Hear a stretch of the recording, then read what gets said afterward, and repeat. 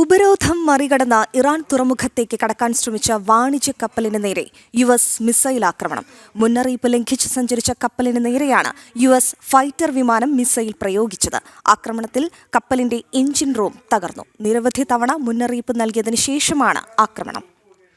ഈ വാർത്തയുടെ വിവരങ്ങളുമായി ഐസൻ ജോസ് ചേരുന്നു. ഐസൻ, നമുക്കറിയാം ഹോർമുസ് ഇറാൻ അടച്ചതോടെയാണ് US ഇത്തരത്തിലൊരു ഉപരോധം അവിടെ ഏർപ്പെടുത്തിയിരുന്നത്.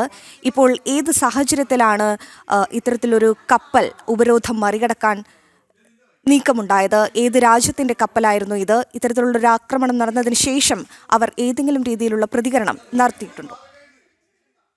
അതിന് നമുക്കിപ്പോൾ ലഭ്യമാകുന്ന വിവരങ്ങൾ അനുസരിച്ച് പടിഞ്ഞാറൻ ആഫ്രിക്കൻ രാജ്യമായ ഗാംബിയയിൽ രജിസ്റ്റർ ചെയ്ത കപ്പലാണ്. കപ്പൽ കച്ചവട കപ്പലായിരുന്നു അല്ലെങ്കിൽ വാണിജ്യ കപ്പലായിരുന്നു എന്ന വിവരങ്ങൾ മാത്രമാണ് ഇപ്പോൾ പുറത്തു വരുന്നത്.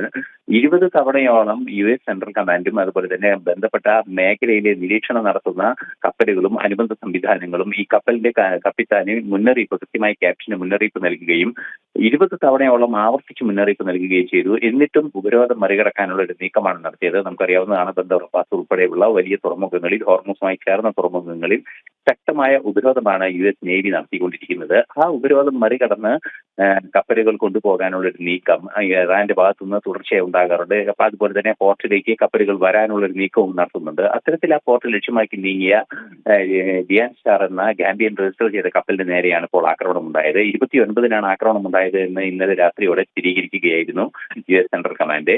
ആക്രമണത്തിൽ കപ്പലിന്റെ എഞ്ചിൻ റൂം പൂർണ്ണമായും തകർന്നു എന്ന റിപ്പോർട്ടുകളും പുറത്തു വരുന്നുണ്ട്. നമുക്കറിയാവുന്നതാണ്, കടുത്ത സൈനിക നടപടികൾ ഉണ്ടാകുമെന്ന മുന്നറിയിപ്പ് നിലനിൽക്കുന്ന ഒരു പശ്ചാത്തലം കൂടിയുണ്ട്.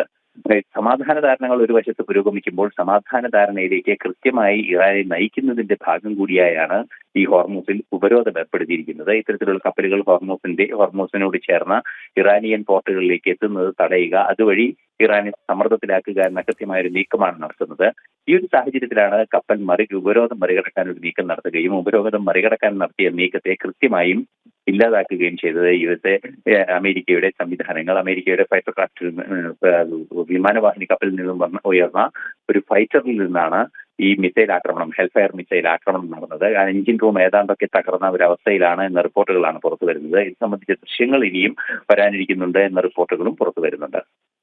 ശരി ഐസൻ, കാര്യങ്ങൾ വ്യക്തമാണ്. അതായത് US-ന്റെ ഉപരോധം മറികടന്ന് ഒരു ആഫ്രിക്കൻ രാജ്യമായ ഗാംബിയയിൽ നിന്നുള്ള കപ്പലായിരുന്നു ഇത്തരത്തിൽ ഹോർമുസ് കടക്കാൻ ശ്രമിച്ചത്. വലിയ ആക്രമണമാണ് US-ന്റെ ഭാഗത്തു നിന്നുണ്ടായത്. ഇതിനു മുന്നോടിയായി നിരവധി തവണ അമേരിക്ക മുന്നറിയിപ്പ് നൽകിയിരുന്നു.